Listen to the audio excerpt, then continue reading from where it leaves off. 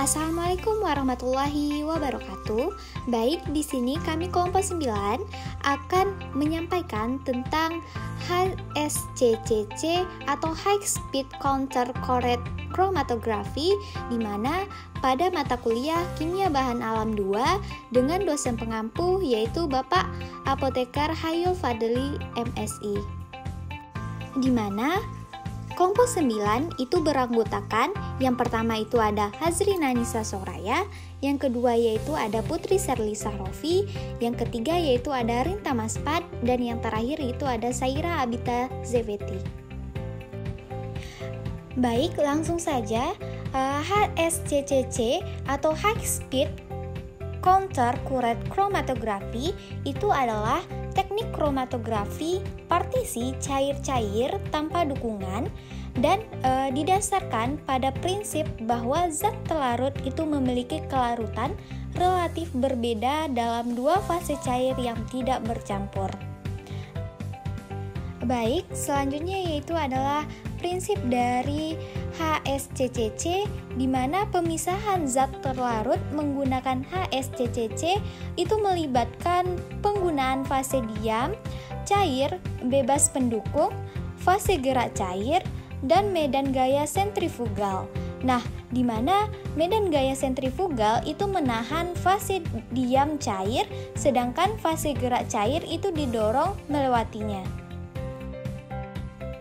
Kita masuk kepada sejarah HSCCC, di mana HSCCC itu pertama kali dikembangkan pada akhir 1970-an ketika sistem kromatografi ini lebih efektif daripada kromatografi lainnya. Yoichiro Ito dan kolaborator mengembangkan kromatografi ini di awal tahun 1980-an di National Institute of Health. Selanjutnya itu adalah mekanisme dari High Speed Counter Correct Chromatography. Yang pertama itu adalah pemilihan sistem pelarut dua fase, yang mana faktor yang mempengaruhinya yang pertama itu ada kelarutan sampel dalam sistem pelarut, yang kedua itu adalah stabilitas, yang ketiga ada waktu pengendapan, yang keempat ada koefisien partisi, dan yang terakhir itu ada retensi. Nah, selanjutnya yang kedua itu adalah koefisien partisi, di mana koefisien partisi itu adalah rasio zat terlarut yang didistribusikan antara dua fase pelarut yang saling seimbang. Yang ketiga itu ada kolom pemisah, di mana kromatografi ini itu menggunakan kolom pemisah kumparan multilayer. Yang keempat itu ada laju alir fase gerak, di mana laju alir fase gerak itu menentukan waktu pemisahan jumlah fase diam yang dipertahankan dalam kolom, dan oleh karena itu resolusi puncaknya. Dan yang terakhir itu adalah kecepatan dari resolusi, di mana kecepatan yang lebih tinggi dapat menghasilkan pelebaran pita sampel yang berlebihan dengan dayutan yang kuat pada kolom karena tekanan yang meningkat. Pada pengaturan parameter operasional HSCCC, yang pertama itu ada kecepatan aliran, di mana kecepatan aliran yang digunakan itu adalah 950 rpm. Yang kedua itu adalah kecepatan putaran fase gerak, yang mana itu adalah 2,5 mili per menit, dan volume fase diam dan fase geraknya, yang mana kalau volume fase diam yaitu 59 mili dan volume fase geraknya yaitu 0,9 mili per menit. Selanjutnya yaitu adalah instrumen HSCCC, di mana itu ada terdapat kolom fase diam cair, yang kedua ada reservoir fase gerak, yang ketiga itu adalah pompa, yang keempat itu adalah katup injeksi, yang kelima itu adalah sentrifuge HSCCC, yang keenam ada detektor, yang ketujuh ada pengumpulan fraksi, dan yang terakhir itu adalah perekaman atau pemrosesan data. Berikut adalah gambaran dari High Speed Counter Correct Chromatography. Selanjutnya itu adalah keuntungan dari HSCCC, di mana yang pertama itu adalah efisiensi ekstraksi yang tinggi karena menggunakan fase diam cair sehingga zat terlarut memiliki akses ke seluruh fase diam.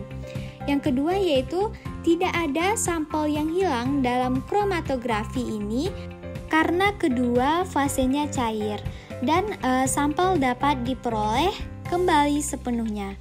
Yang ketiga itu adalah efisiensi pemisahan yang tinggi karena penggunaan pelarut yang rendah, resolusi dan kecepatan pemisahan yang tinggi dan tidak diperlukan regresi kolom.